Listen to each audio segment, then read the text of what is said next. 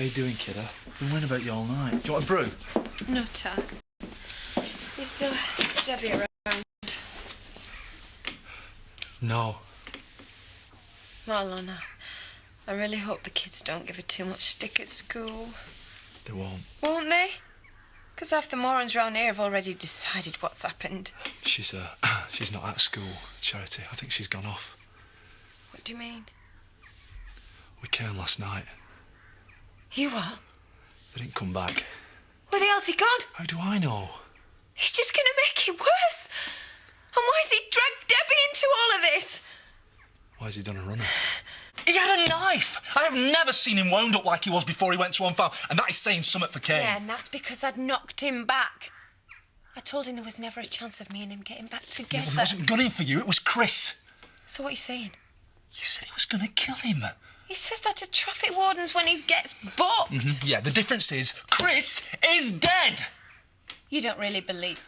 Oh, you're as bad as the rest of them. No, Charity, I'm not. I'm not just dreaming up stuff for the sake of something to talk about. I'm telling you what happened and the state he was in. Kane did nothing to Chris. And don't you go around telling people that he did.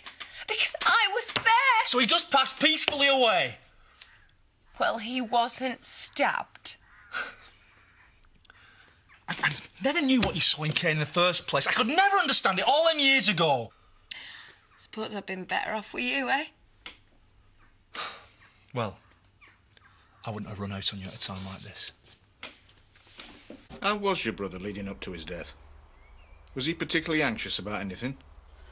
His illness, of course. Just that? Just.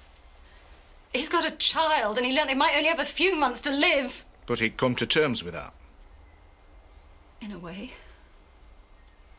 Certainly hadn't thrown the towel in. He was a fighter. And he'd made arrangements to start having treatment, and he'd booked a holiday to spend time with us all. But he was totally positive, and knowing Chris, he could have beaten it. After how he coped with his accident, there was nothing he couldn't handle. What are you getting at? You aren't suggesting that he killed himself. Because if that's what you're implying, you couldn't have got it more wrong. Why would you even suggest something like that? We have to look at all possibilities. Well, you can rule that one out. We'll have a better idea when the forensic results come back. Aren't you listening? My brother was not a quitter, full stop. But if he thought there was no realistic cure, people can see it as an option. Not him. And if there was some remote chance that it entered his head, don't you think he might have discussed it with me? Maybe he wanted to protect you. Well, how has he protected me?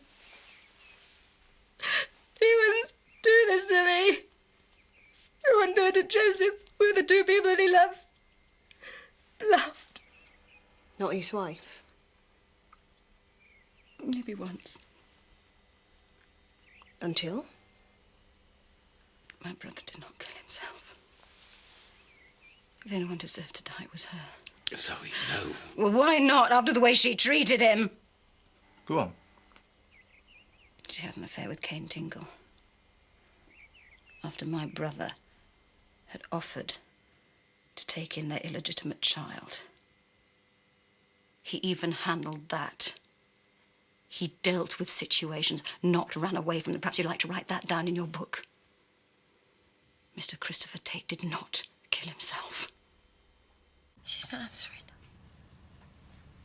Debbie, listen, you get this message, you call me, right? I bet you Kane's flogged a phone for the price of a pint. Oh, where's Uncle Zach? Well, it's probably just as well he's not here. He'd only start fighting with the coppers. Well, at least he'd be doing something. I mean, where's Lisa? She's visiting a relative. It'll be next week before she gets back. Hey, be all right.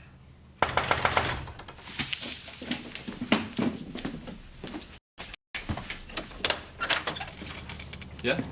D.I. Kiesel, DSP, come to in.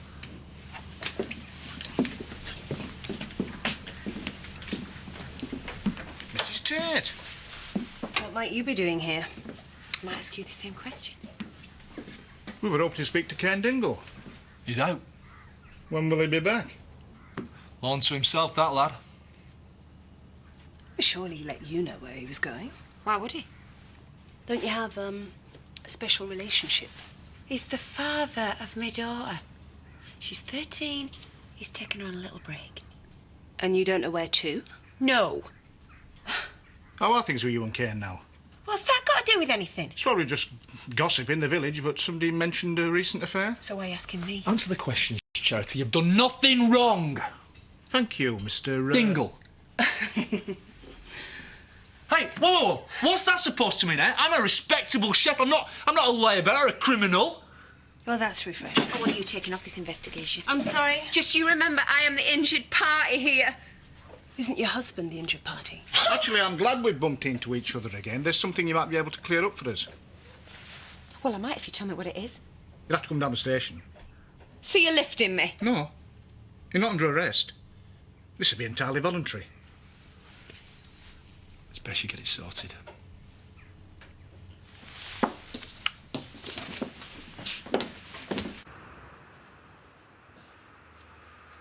Debbie, where are you, darling?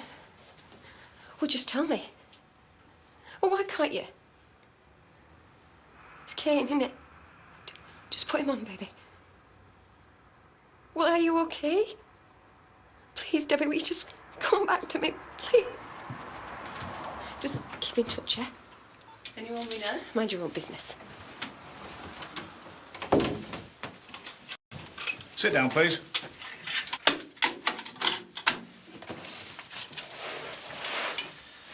Interview with Mrs. Charity Tate recommenced at 18:45, 19th of September 2003. Officers present are D.S. Pugh and... P.I. Tom Kiesel. May I remind you, you are still under caution.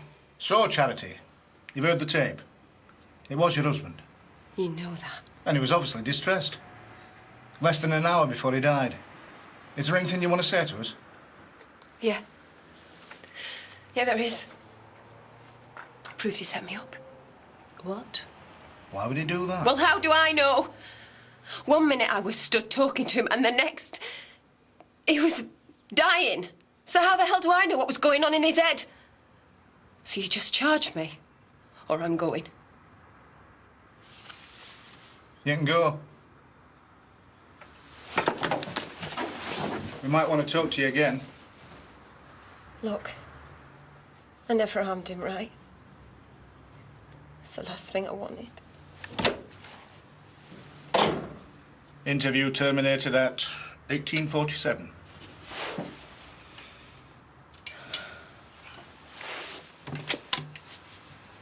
Yes, it's my wife. She's forced away and she's trying to hurt me.